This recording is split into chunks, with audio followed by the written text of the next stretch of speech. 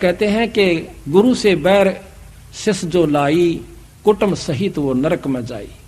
कुटुंब सहित क्यों? जो बच्चे लाइन पर लगे हुए हैं, इवन बालका ने विवाह पढ़ा होगा, जो उसके मन में तो दूसरे व्यक्तियों के साथ बैठने से विमुख होने के बाद उसके पास वही मंडराने शुरू कर देंगे वो व्यक्ति जो कि पहले से बाट देखे थे काल के एजेंट, और उसकी बुद्धि को भ्रष्ट करके उसी ठिकाने में खाते में ले जाएंगे। तो सबसे पहले हमने कभी भी किसी भी संत की निंदा नहीं करनी चाहिए। निंदा तो किसी की भी नहीं करनी चाहिए, और संत की निंदा परमात्मा का है कभी भी नहीं करनी चाहिए, भूल कर भी नहीं करनी चाहिए। वैसे तो निंदा हमने किसी की नहीं करनी चाहिए।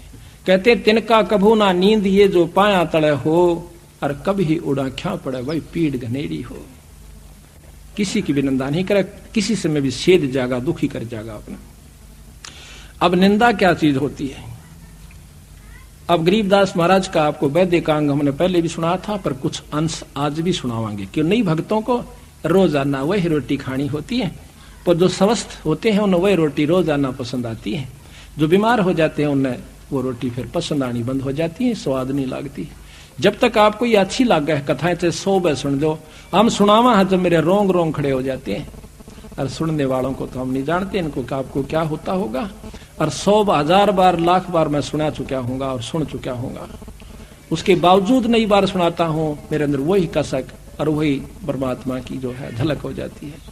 इसी प्रकार जब तक आप स्वस्थ हो, आपने रूखी सूखी रोटी भी समय पर लगेंगी, और जब तक आप अंतःकरण आपका मलिन हो चुके, आपने वही बात नहीं को कल तक सुनिए थी, कल रोटी नहीं खाई, सुबह खाई थी, शाम ने क्यों खाई? आपको रोटी मांग रहा है, शरीर स्वस्थ है। कथा 100 बार सुन ले तो भी थोड़ी हो से ईश्वर की चर्चा में कोई कमी नहीं आनी चाहिए। अंतःकरण में मलिनता है, आप इन्हों को परसों भी आए सुनी थी, आज फिर वही सुनावे, कोई बड़ी बात नहीं होती। ये 2 दिन का जीवन है, सदा नहीं रहेंगे यहाँ पर। सांस का कहते हैं कबीर, सांस सांस में नाम जपो, व्यर्था सांस मत खो, ना बेरा इस सांस को भाई आवन वो क न हो। इस उद्देश्य को रखा कि के बेरा काल का के बेरा मणेगी हमारे साथ में। इससे पहले जो हम कमा रहे हैं ये आपका समय है। देख कितनी दूर तक संगत आई है, पंजाब खोड़ से, कुलासी से, दिल्ली से, अरियासौदा से, और भी कितनी दूर दूर से भक्तजन आए हुए हैं। ये क्यों आगे भाई? इनके बस का नहीं है। इनके शुभ कर्म, उस परमात्मा की सच्ची लगन, पूरी रजा इनके ऊपर है। जो इसे सर्दी में आज सुबह चालन का ब्योत नहीं था, और ये सुबह के चले हुए बेचारे। इनका सच्ची लगन इरादा था, रात ने नींद नहीं आई होगी, हे भगवान सुथरा दिन करिए, कल सत्संग में जावा। परमात्मा दूर नहीं से, ये जो चाहे सो कर देगा। पिछले साल हमने जब ये सत्संग शुरू किया, खुला पाठ, पहले 12 तारीख तक इतने तगड़े बादल और तेज हवाएं कि यहां पर बाहर खड़ा नहीं हो जा। 12 की रात को सुबह हम उठे 12:30 बजे तक बादल से थोड़े थोड़े रहे।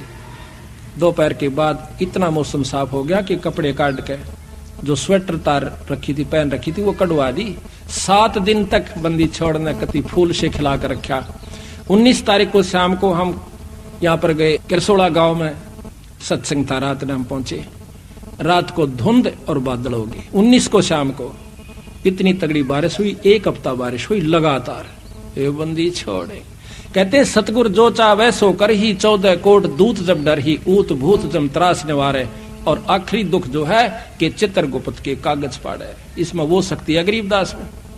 हमने 100 बार अजमा रखी और लिख रखा मैंने वो प्रमाण कि इन्होंने मेरे साथ क्या क्या चमत्कार करके दिखाया। ये आज भी वही है, सतयुग में भी यही था, पर हमारे अंतःकरण में कमी और नीचता है, इस करके हम इसकी वो पूर्ण लाभ रजा के अधिकारी नहीं हो पाते।